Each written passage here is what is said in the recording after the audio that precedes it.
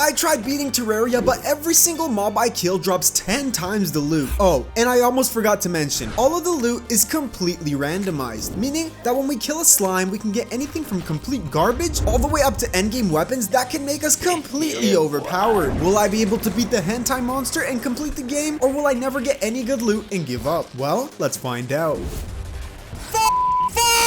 Starting off, I dove headfirst into chopping down trees, and upon killing my very first slime, I got one of the best weapons in the game, but this weapon is from the Weapons Out mod, so I'm not going to really use that. I just have it more or less for quality of life, so don't expect to see me using this weapon very often. I killed another slime, got a moon charm, got the flying knife, and I saw 2 more slimes to the left of us. I killed the 2 slimes, didn't really get anything good, so I made my way over to the left side of the world in search for more mobs to kill. Upon making my way to the snow biome, I actually killed some slimes, got myself a specter pickaxe, and a turtle chest plate. While exploring the cave in the ice biome, I actually managed to find some heart crystals and stumbled upon some shroomite digging claws, which is a fairly good upgrade to our specter pickaxe. When making my way back to the surface, I killed a blue slime and it ended up dropping a Terra blade, which is a weapon that I'm going to be using almost till the very end of the game. It also gave me a set of endgame wings, and after setting up my whole inventory, I ended up digging a elevator in order to get to the underworld to summon in the Wall of Flesh. Now, of course, there were still some things I really wanted to get out of the way before we actually fought the Wall of Flesh, so I made my way back to the surface and built some NPC houses. We made our way over to the corruption biome to fight the Eater of Worlds, and this was absolute chaos. Since every single mob we kill drops 10 times the loot, this was an absolute nightmare, because each segment of the Eater of Worlds counts as a mob, meaning that we had thousands of loot on the ground, and I'm so shocked that my game didn't crash here. By the time I finished this boss fight, we ended up getting a full set of turtle armor. I dug down from the corruption in order to make my way over to the jungle biome. I picked up some heart crystals from there and decided to challenge the Queen Bee. We took care of the Queen Bee extremely quickly due to our overpowered weapons and armor, and proceeded to make our way back to spawn. Once we made our way back to spawn, I summoned in the king slime and fought it, took him out really fast, but look at all the loot that all of his minions dropped. This is absolutely insane. As you're gonna notice, we're gonna have loot on the ground almost throughout the entire playthrough, and I really don't know how my computer kept up with this. I have a pretty bad PC, so I have no idea how my PC just straight up didn't explode. While looting the ground, I actually got a cosmic car key, so now we could use the UFO to fly around, and after this, I made my way down to the underworld. I used the portal gun in the elevator to make my way down as fast as I could. I built a tiny platform for the Wall of Flesh, and now we were in search for guide voodoo demons. Surprisingly, I found one extremely quickly, and since all the drops are multiplied by 10, I killed one only to get 10 guide voodoo dolls, meaning we could quite literally fight the Wall of Flesh almost as many times as we wanted to. I made my way back to the surface because I wanted to finish off all the pre-hard mode bosses before jumping into hard mode, so we stayed by Skeletron's dungeon, summoned him in when it turned to nighttime, and killed Skeletron. We looted through as much of his dungeon as we could, but my inventory frankly got way too cluttered, so I decided to make my way back home, and as I made my way back, my friend actually decided to summon in the pirate invasion. Even though we were pretty powerful, we didn't really stand a chance against the pirates. We died over and over again, but I got right back on my feet and decided to take them out as fast as I could. After taking out the pirates, we made our way down to the underworld in order to summon in the Wall of Flesh. I threw the guide voodoo doll into the lava, and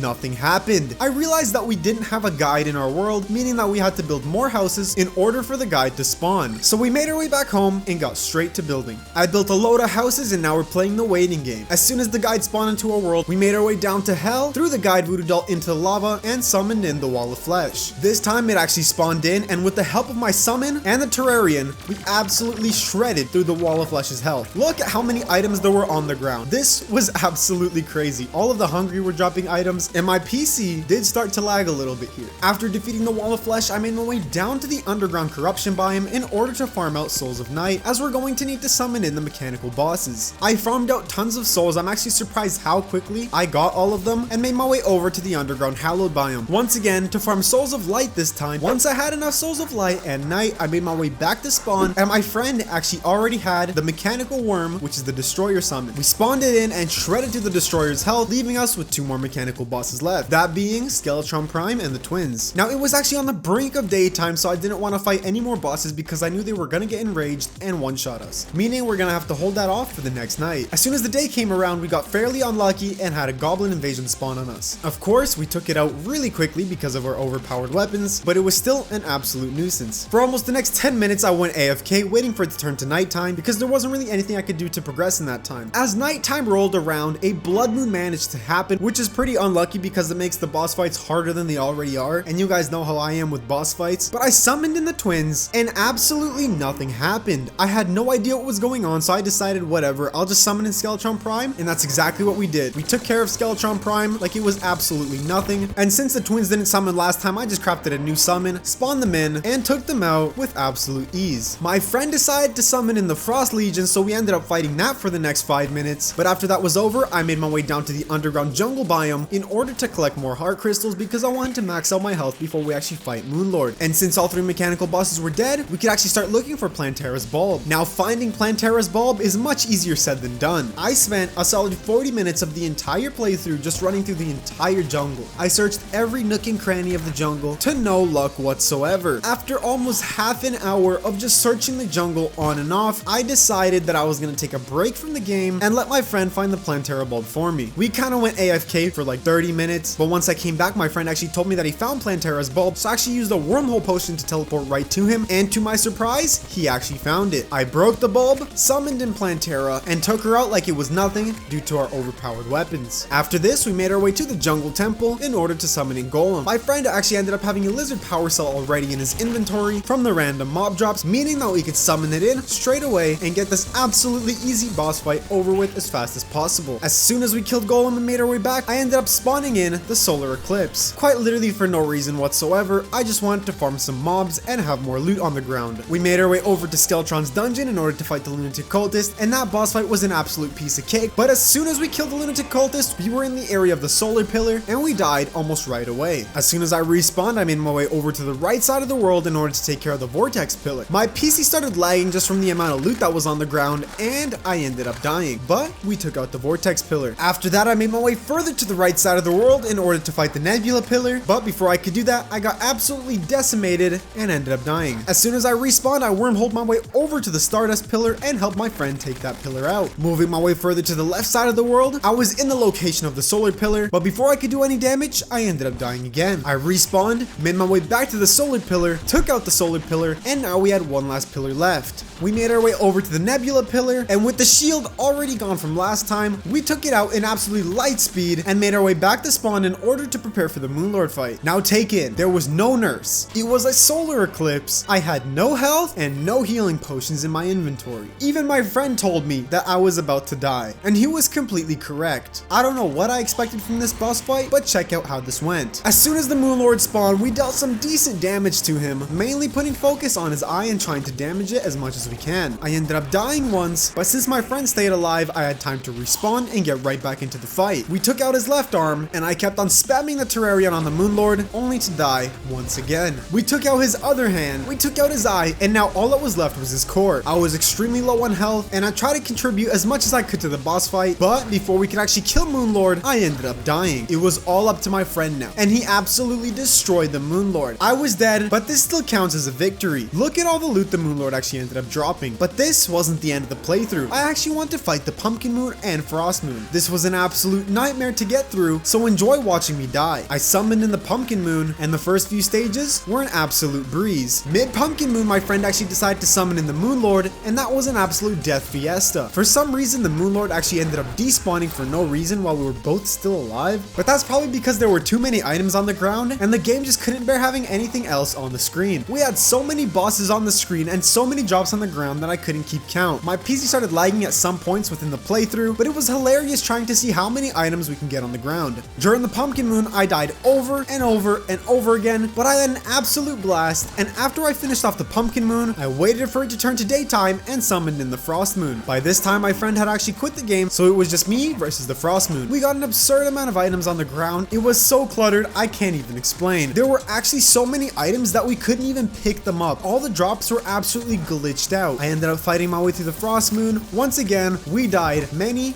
times, but once it was over, we could check off another thing from the boss checklist. If you enjoyed today's video, consider checking out another one on screen. Subscribe if you're new to the channel. Be sure to join our Discord in the description down below, and follow my Instagram too. I made a new Instagram. Anyways guys, thank you so much for watching today's video. I'll see you next time. Peace out.